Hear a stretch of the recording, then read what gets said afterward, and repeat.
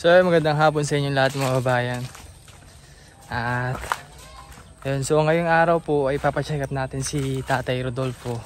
Hindi man sumasagot si Tatay Rodolfo sa tawag ko, kaya sinadya ko na lang dito sa bahay nila para mapuntahan din.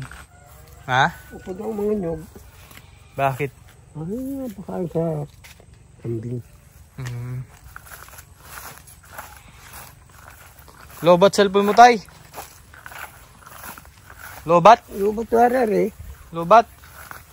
Kaya pala eh. Natawagan kita. Ayan, so papunta na kami sa ospital para pa-check up si tatay. Ngayon ka lang hanggang magpa-check up? Ngayon na. Ngayon lang?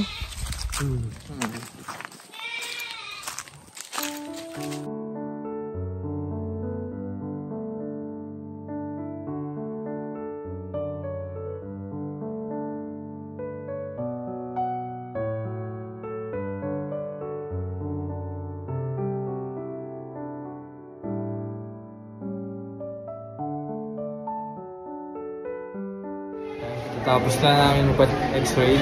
Si Tatay Rodolfo naman ay inuubo din. Halos parang 6 months na rin nata.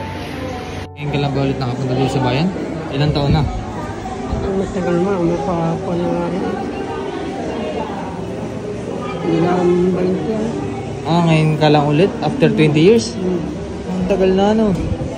Kasi si Tatay Rodolfo ay hindi niya alam yung pinaka-birthday niya. Kasi inaalam po ng doktor kung ilan po yung taon. Kaso hindi niya masabi kung kailan ba talaga siya pinanganak. Hindi mo talaga tatay tanday nga ng mga taon mo? Ayun, naanod yung birthday mo? Pan. Ha? Naanod. Naanod? Kaso hindi mo natandaan kung kailan? Wala kang hawak na birth certificate?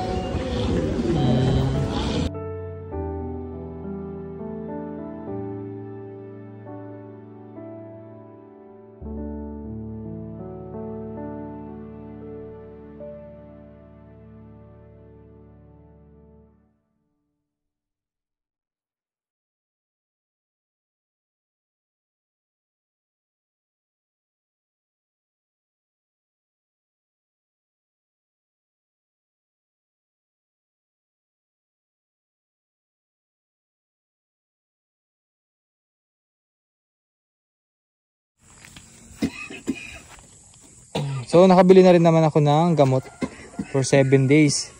Kasi pinapabalik din siya ng doktor. Ayan. So tatay, iba pa yung pupuntahan natin sa sa center. Sakali mang papupuntahin ka doon, ay asunduin ka na lang ulit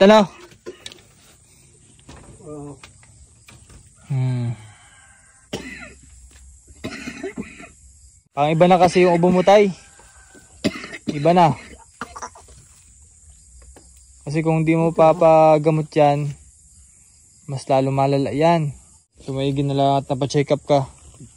Kasi kung hindi ka napacheck up, baka mamaya lumala yan, ubo mo. Ikaw ang pahirapan yan. Ganito ganitong yung tinisalamunan. Pero ubo ng ubo. Ayan, sige. Tara doon sa lang, bigay ko na lang yung reseta, tapos magpatulong ka na lang. Doon sa mga kamag-anak mo dyan. And so si tatay kasi ay hirap din pong makapagbasa ng English. Yan, para matulungan din siya ay papabasa ko na lang din sa malapit na dito. Kamag-anak niya. Kamag-anak mo yun tayo, no? Kamag-anak mo? So, malapit lang naman. Para maturuan si tatay ko anong oras inumin.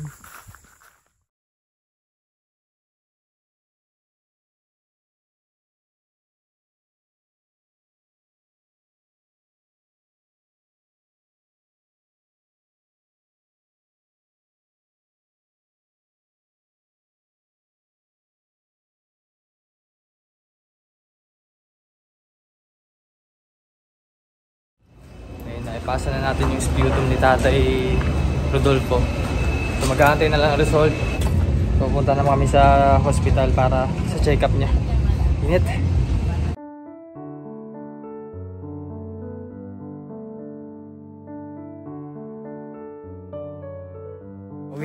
ngayon sa bahay ni Tatay Rodolfo. Ayan, so tapos na namin pa-check up. Check up si Tatay Rodolfo.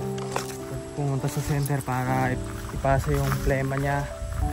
At ayun, alas 2 ng hapon daw makukuha yung resulta. So inatid ko na lang muna si Tatay Rodolfo para ayun, so makapagpahinga din. At ako na lang bahala doon mamaya. Kukunin ko mamaya. So yun, sabi naman ng doktor regarding pala sa kanyang sakit o pag-uubo, pinapatuloy lang yung gamot na binigay sa amin.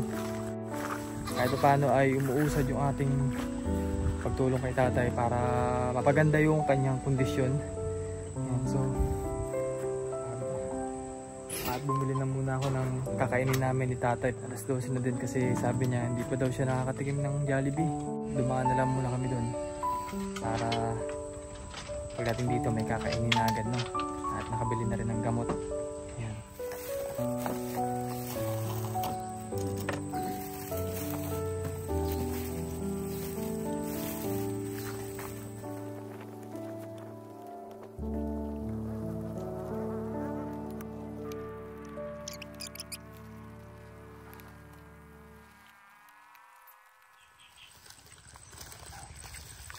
Ano tayo? Masarap? Sarap ay. Ayan, so yun guys, at katatapos na namin kumain. Hindi pala kita nakilala ay hindi hayaan mo lang pala lumala. Yan. Malala yung malala.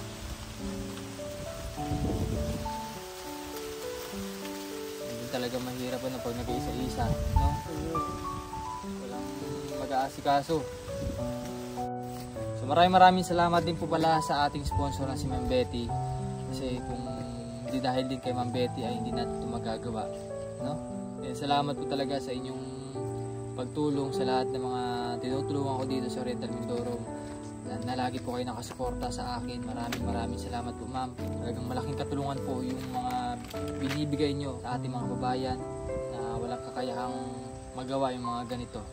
Ito po yung nabili naming mga gamot. So sabi naman ni Doc ay idiretso lamang daw yung iniinom niyang Montelukas para sa ubo, tapos B-complex. At ayun, so may pinapaabot na tulong din si Ma'am Nida na para kay Tatay Rodolfo. Tatay, ito daw ay para sa iyo. Para ikaw ay may pambili, na? Maraming salamat sa tulong ninyo. Basta ano tayo, tiwala lang at laging magdasal, ano? Oo. Huwag ka mawala ng pag-asa, ano? Nag-iisa ka man pero maraming nagmamahal sa iyong mga nanonood ngayon, no? Oo.